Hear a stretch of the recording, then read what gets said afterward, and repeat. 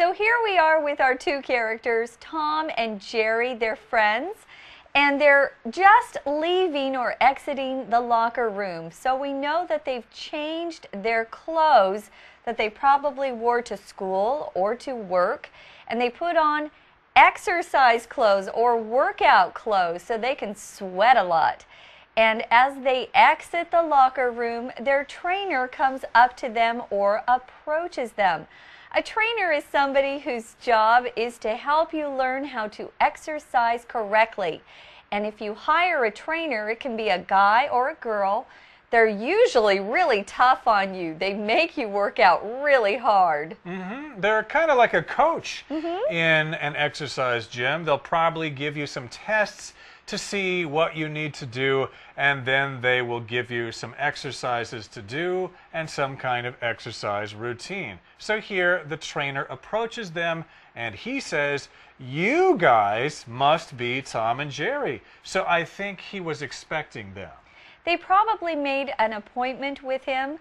We usually make appointments with trainers before we go to the gym. Well, they say yes, no, no, yes. I don't think they're sure which guy is which, right? The trainer doesn't know which guy is Tom and which is Jerry. Well, the trainer says, "Come on, let's get started." He wants them to warm up first with some stretches. Now, when you warm up, it means you prepare to work out hard. If you just start exercising right away, you might hurt yourself, hurt a muscle, so be careful. You need to warm up with some stretches. What does it mean to stretch, Tom? Well, stretching is when you get your muscles ready for exercise. You might want to stretch your arms by pulling them a special way, or stretch your legs or other parts of your body so that your body is ready to exercise, so when you actually do exercise, you won't injure or hurt your muscles. Well, Jerry thinks the trainer is huge, which means Jerry says the trainer has lots of big muscles, like Tom.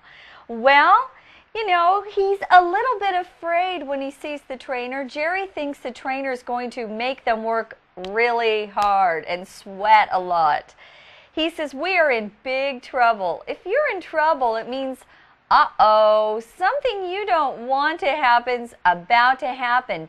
Maybe you did something wrong and you're going to be punished. Then you're in big trouble. Here he's saying, uh-oh, I think this is going to be hard. I don't want to do it anymore. He's kind of a chicken. He is a chicken, so he thinks that they're going to have to work out really hard. So he says this, "We're in big trouble. Uh-oh, watch out for that." Well, here, to be in trouble, or to be in big trouble, is our sentence for you for today. Let's take a closer look.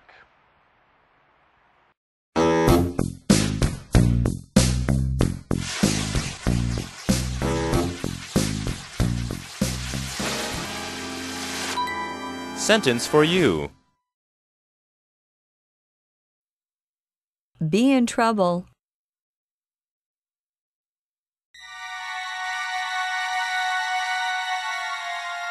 Igor, are you ready? Let's bring the monster to life. I don't think we should. I have a bad feeling that if we bring him to life, we'll be in trouble. Igor, stop worrying and push the power button. Okay, but don't blame me when we are in trouble.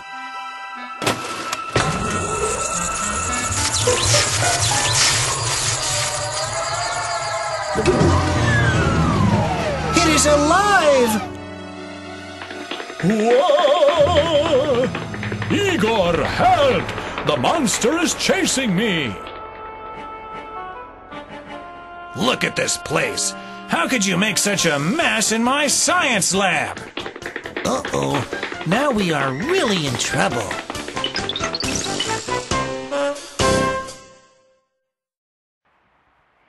Now his friend Tom says, "Be strong, Jerry." I think Tom's a little bit more courageous than his friend Jerry. Jerry sounds like a wimp or a chicken, And he tries to remind his friend that they want to impress the girls. because girls like strong muscles, right? So they want to impress the girls. When you impress someone, you do something so that they admire you. Maybe you have a great skill, or you got a really good test score, or maybe you own something that they think is really cool.